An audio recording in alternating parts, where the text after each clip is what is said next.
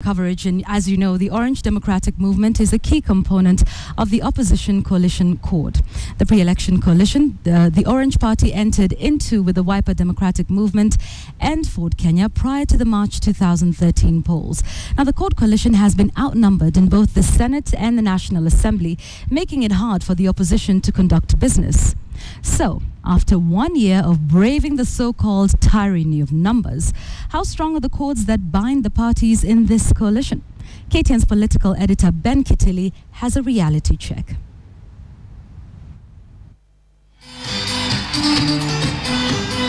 In the run-up to the last general election, political realignments were rampant as the race to State House intensified.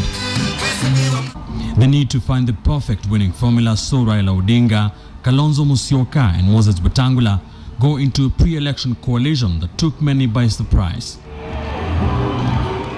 The Coalition for Reforms and Democracy CORD became the new ship in the stormy Kenyan political waters, with Odinga carrying the mantle, deputized by Kalonzo, and Moses Wetangula anticipated to be the Senate Majority Leader.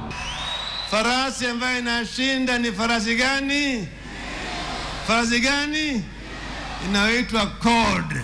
Wazalendo wamekusanyika hapa leo ili kushuhudia historia.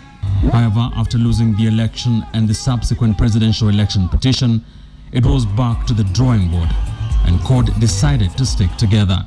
There's no point in having a pre-election coalition, and once the election is over, then you jump to go and sign a post-election coalition with others. The way it is done in mature democracies, either you do a pre or a post, but you don't do both. Will as many as of that opinion say aye? Aye. Will as many as of the contrary opinion say no? Aye. The ayes have it. 1 year down the line, and it has been tough times for CORD. Many times, Jubilee have used their numerical superiority to frustrate CORD, the minority coalition in Parliament. This thing requires a bipartisan approach. You may think you have the numbers, but your numbers may lead you to hell.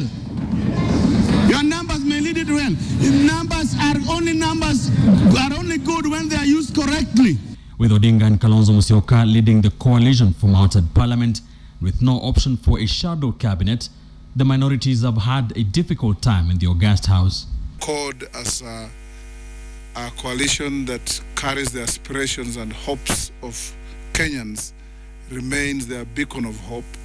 If their goals do not coalesce into one that can form as a check against the government, then this explains the very, very lackluster performance. A key challenge for CORD going forward will be keeping their promise of sticking together. Signs of fault lines have already begun to emerge. A number of disgruntled Wiper MPs have demanded that Musyoka be the CORD presidential flag bearer in 2017, or else they leave the coalition. If there are isolated cases, we'll deal with them as they come. Kalonzo Musyoka, again, his supporters think that he did give Raila support in 2013, so come 2017. So how fielding the flag bearer will be a make or break for the CORD coalition. With Jubilee having stated their intention to stick together and try to hold on to power for years, pundits agree that CORD has no choice but to also remain united. The president's way of saying that I intend to keep the coalition intact, and that when the time comes, I'll return the favor that the deputy president has extended to me. A positive trait in CORD has been their ability to regroup in the face of adversity. Moses Wetangula managed to recapture his Bungoma Senate seat after losing an election petition.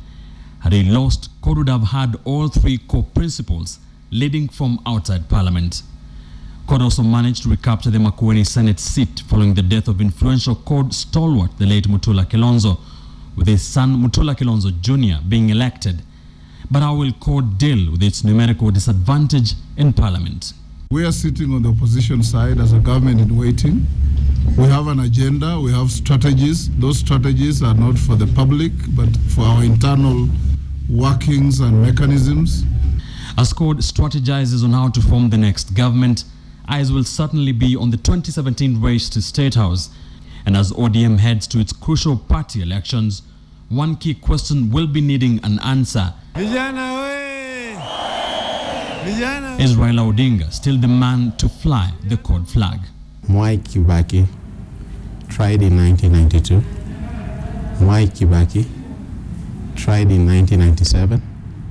And Mwai Kibaki tried in 2002 and finally won. ODM's forthcoming party election will be used as a yardstick to measure not only ODM's cohesiveness as the biggest political party in the country, but also the future of the minority coalition CORD.